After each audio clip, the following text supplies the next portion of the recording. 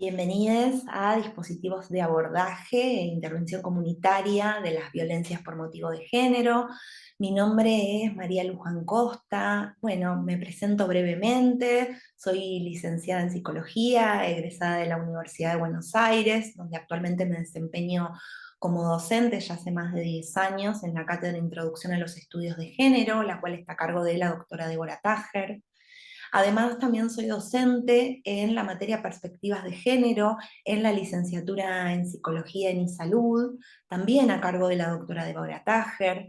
Por otro lado, me desempeño como psicóloga clínica, como parte de la red de psicólogas feministas, y soy parte de Spot Consultora, donde trabajamos propiciando a diversas empresas y organizaciones formación e intervenciones institucionales desde la mirada de género y derechos humanos, ¿sí? Hace mucho tiempo también que trabajo de manera territorial en la Consejería La Hoguera, en el partido de General San Martín, en el conurbano bonaerense, y un poco de lo que hoy les vengo a traer en esta clase tiene que ver con la intersección de todos estos saberes, de todos estos recorridos, y cómo eso me posiciona de una manera específica para trabajar las violencias y los géneros, ¿sí? Para esto dividí la clase en varias pequeñas unidades temáticas, vamos a tener encuentros muy breves, para que ustedes puedan organizar esos encuentros, estos diversos videos, en el modo en que ustedes consideren, ¿sí? Administrar el tiempo de escucha para no generar una clase muy larga en la cual ustedes no puedan sostener la atención, no se les genere tedio al escucharme, sino que puedan ir organizándolo a medida de sus posibilidades. Por otro lado, esta clase también viene a relacionarse con lo que consideramos, junto con otras dos docentes que están en la diplomatura, las tres patas del acompañamiento en situaciones de violencia por motivos de género, ¿sí?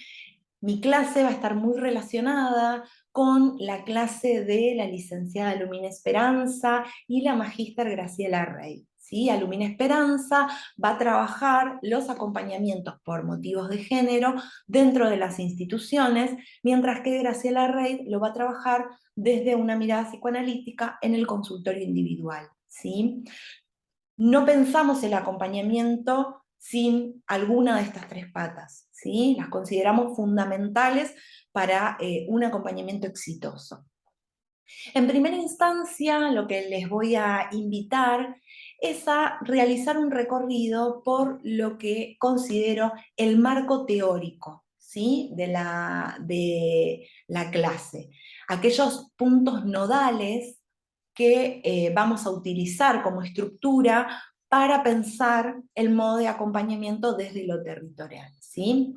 Entonces, este marco teórico va a partir de distintos conceptos, ¿sí? Uno es la definición de violencias por motivos de género, vamos a trabajar también los mitos, la interseccionalidad, el concepto de imagen en bloque, el de encerrona trágica, el concepto de feminismos populares, ¿sí? Que justamente es la temática de mi tesis de maestría en Flaxo. Yo estoy trabajando cómo operan en las subjetividades de las mujeres del conurbano bonaerense el incorporarse en movimientos feministas populares, ¿sí? Y por último, la definición de consejerías. Bien, vamos a arrancar en esta primer parte con la definición que plantea la ley 26485, ¿sí? Es nuestra ley nacional que habla de toda conducta, acción u omisión que de manera directa o indirecta, tanto en el ámbito público como en el privado, basada en una relación desigual de poder, afecta la vida en general de las personas, ¿sí? Y acá quedan comprendidas las violencias perpetradas no solo por personas, sino también desde el Estado y sus agentes. Y esto es algo muy importante para considerar el modo de acompañamiento y la especificidad de lo que plantean las consejerías y por qué, cuál es la importancia de la existencia de las consejerías, ¿sí? Consideremos que esta definición de violencia plantea la relación desigual de poder, ¿sí? Cuando estamos refiriéndonos al poder, estamos pensando en una dimensión de lo que Ana María Fernández plantea dimensión política, ¿sí? Para pensar en el abordaje. Cuando entendemos que hay una desigualación de poder, vamos a poder pensar en cuáles son las condiciones de posibilidad que esa persona que está atravesando violencia, en este caso y en este recorte por motivos de género, va a tener para poder salir de esa situación.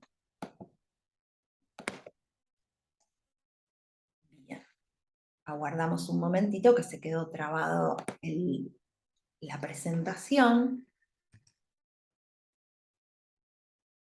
Continuamos con los mitos, ¿sí? Cuando pensamos en un mito, pensamos en una afirmación que se transmite de generación en generación y en realidad es una construcción que se da en cierto momento histórico y que responde a una explicación de la realidad que da cierto colectivo, pero cuando eso se universaliza y eso se sostiene en el tiempo y empieza a tener un valor de verdad absoluta, de manera universal, y empieza a perderse el momento de origen de la creación de esta afirmación, y se empieza a considerar natural.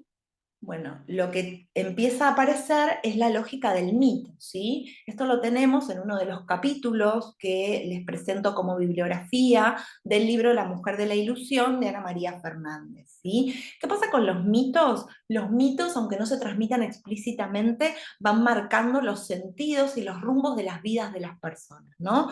Cuando un accionar, una afirmación, deja de tener valor explícito, sino que se transmite de manera invisibilizada y no se cuestiona, bueno, eso empieza a generar un modo de constitución subjetiva, ¿no? Bueno, esto también tengámoslo en cuenta para adentrarnos en la temática. ¿Qué pasa cuando no nos adecuamos a esas verdades, a esos consensos de verdades que generan los mitos y por ende sostienen a los imaginarios sociales? ¿Sí? Desde la definición que plantea Castoriadis.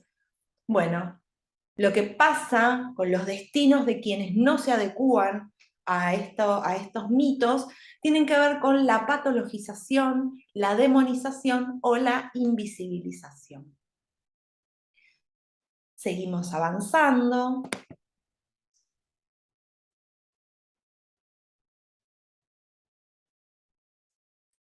Bien, otro concepto fundamental va a ser la interseccionalidad, ¿sí? Acá brevemente les traigo la definición más conocida, que tiene que ver con Kimberly Crenshaw, ¿sí? Que tiene que ver con esta definición que ella hace de un fenómeno por el cual cada individuo sufre opresión u ostenta privilegios a partir de la pertenencia a múltiples categorías sociales, ¿sí? Consideremos que en realidad hay varias cuestiones a tener en cuenta con el concepto de interseccionalidad.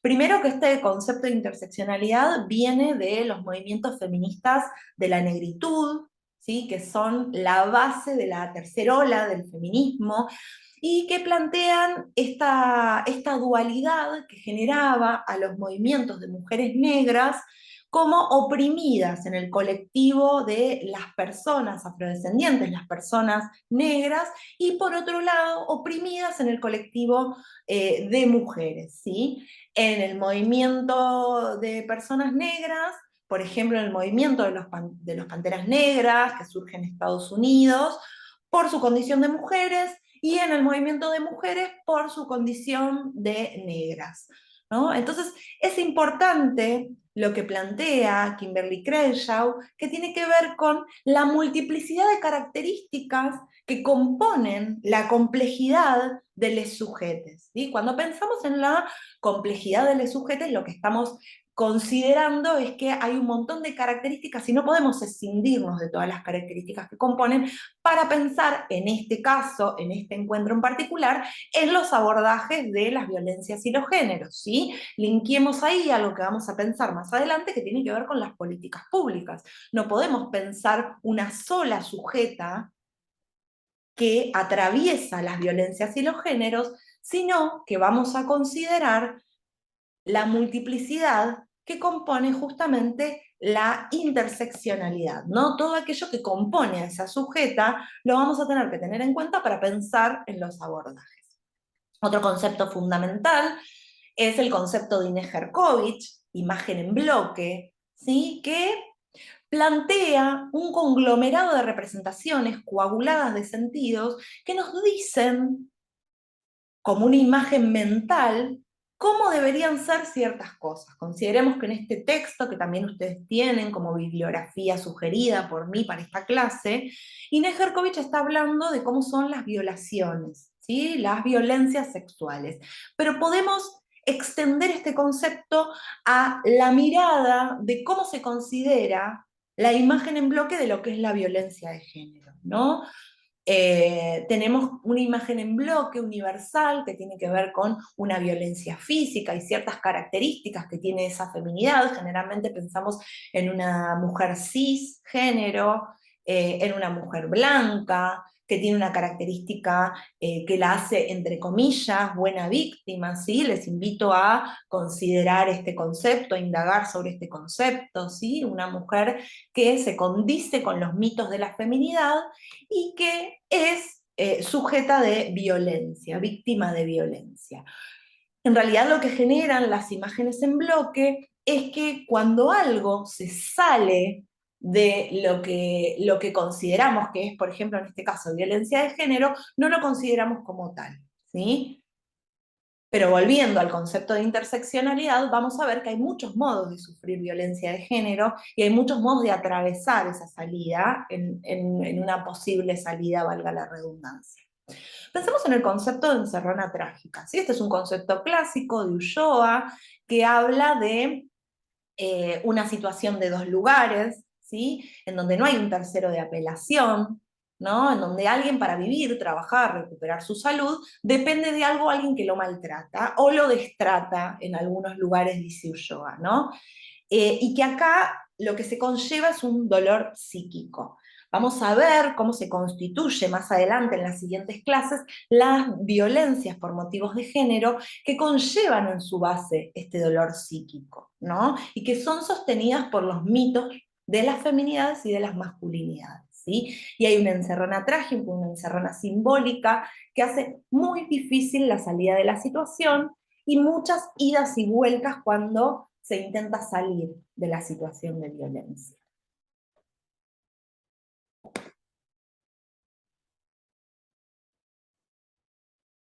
Vamos a guardar un momentito que avancen los slides. Cuando pensamos en feminismos populares, en realidad hay muchas definiciones, ¿sí? Según qué se considere feminismo popular, pero me parece que viene muy al lugar la definición de Claudia Corol, que tiene que ver con estos diversos movimientos de base territorial que interactúan con movimientos de mujeres, pero que estos no necesariamente son feministas, ¿sí?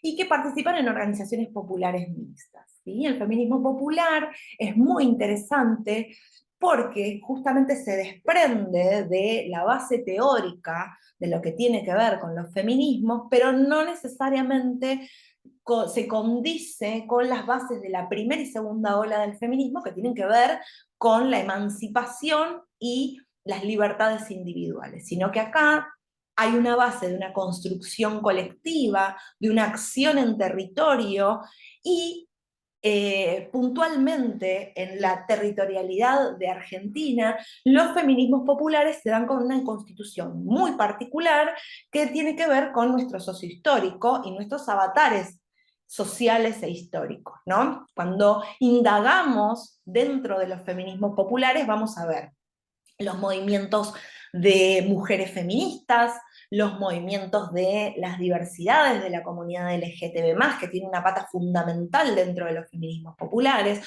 los movimientos por la defensa de los territorios, de las tierras, los movimientos piqueteros, las madres y abuelas de Plaza de Mayo como un eje de referencia, el movimiento femenino, el movimiento peronista femenino, ¿sí? Que se constituye con Eva Duarte, que aún ella no diciéndose feminista, podemos encontrar ahí algunos anclajes que se condicen con el feminismo popular, ¿sí? Tiene bases muy particulares, y esto intersecciona con las teorías más clásicas de los feminismos también. Entonces acá vamos a encontrar particularidades en este feminismo que justamente va a estar muy relacionado con los desarrollos territoriales y con el modo en que se trabaja con las consejerías, ¿sí? Para pensar en la definición de consejerías, voy a traer la definición de Romina Rajoy. Romina Rajoy es antropóloga e investigadora de la Universidad General San Martín en Buenos Aires. Ella tiene investigaciones de muchos años en el territorio de San Martín también, o sea, el mismo recorte de sujetos de investigación que mi tesis, ¿sí? Y Romina tiene mucha tarea en acompañar feminidades y disidencias en situaciones de violencia y en la construcción de espacios de consejería, ¿no?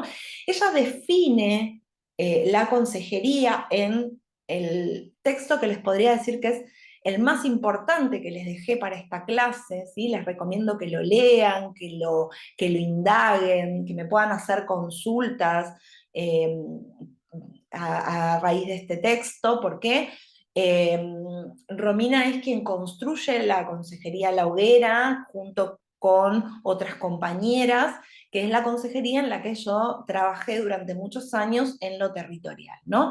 Ella plantea que las consejerías son espacios de organización de las feminidades, y yo acá agregaría del movimiento LGTB+, también, para el cuidado de otras feminidades, ¿sí? Que están en situación de violencia y muchas veces también en embarazos no deseados situaciones de vulnerabilidad social de cualquier tipo. Vamos a encontrar en las sujetas que se acercan a las consejerías la particularidad de que las consejerías están situadas y también las sujetas están situadas. Entonces hay algo que articula a las sujetas que se acercan a las consejerías y a quienes las están habitando para propiciar el acompañamiento.